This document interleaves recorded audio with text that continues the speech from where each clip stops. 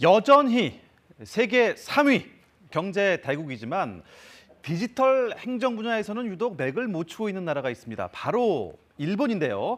이 때문에 일본 정부가 최근 가장 힘을 쏟고 있는 분야 가운데 하나가 바로 마이 넘버 카드 보급이라고 합니다. 오늘 도쿄 연결해서 자세한 내용 알아보도록 하겠습니다. 박원기 특파원, 마이 넘버 카드요. 이게 뭐길래 일본이 보급에 힘쓰고 있다는 건가요? 네, 국민 개인에게 고유 번호가 부여된 신분증인데요. 우리로 치면 주민등록증 같은 건데 공인인증서 기능까지 있는 디지털 신분증이라고 보면 될 것 같습니다. 화면 보면서 설명드리겠습니다.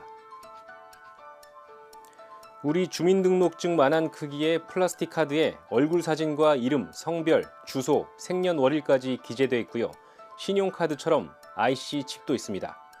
온라인에서도 비대면으로 본인 인증을 할 수 있고 최근엔 원하는 사람에 따라 건강보험증 용도로도 쓸 수 있게 됐습니다.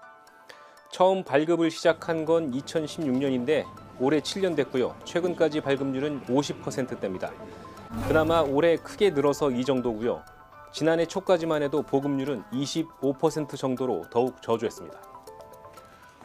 발급이 그나마 최근에 크게 증가한 이유가 뭘까요? 네, 일본 정부는 지난해 말부터 마이넘버 카드를 새로 발급받은 사람에게 현금과 같은 포인트를 지급하고 있습니다. 최대 2만 엔, 우리 돈 약 20만 원어치인데요. 그 정책이 주요했기 때문인 것으로 보입니다. 카드 신청과 발급에 5,000엔, 건강보험증 기능을 포함해달라고 하면 7,500엔, 정부 지급금 수령 가능 계좌를 등록하면 추가로 7,500엔 상당의 포인트를 받을 수 있게 한 겁니다. 이게 다가 아닙니다. 병원, 약국 갈 때 필수인 건강보험증, 이걸 2024년 가을까지 원칙적으로 없애기로 했습니다. 마이넘버 카드의 기능을 완전히 통합하겠다는 건데요.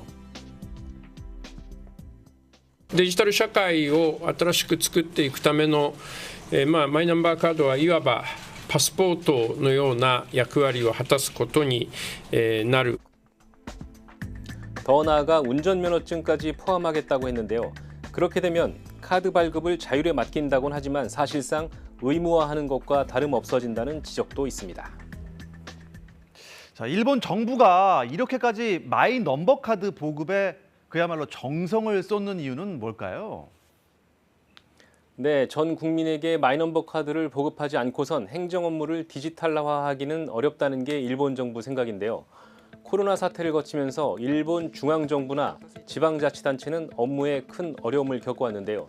가령 확진자 수를 팩스나 수작업으로 집계한다거나 정보를 중앙정부 따로, 지방자치단체 따로 제각각 관리했기 때문입니다.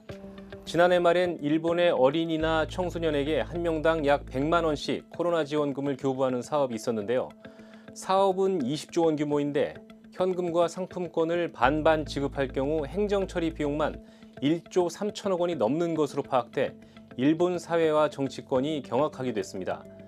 2022년 유엔이 평가한 전자정부 발전 지수에서 한국은 3위, 일본은 14위였습니다. 자, 그렇다면요. 지금까지 보급이 그렇게 어려웠던 이유는 무엇이었을까요? 네, 일본 정부도 그게 답답했나 봅니다. 지난해 신설된 디지털 전담 부처죠.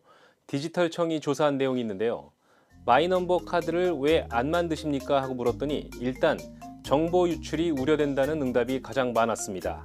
안 그래도 의료보험증이나 계좌정보 등을 연계하는 추세로 가고 있는데 민감한 개인정보가 유출되면 어떻게 할 거냐는 겁니다. 일본 정부도 이 점을 가장 신경 쓰는 모양새입니다.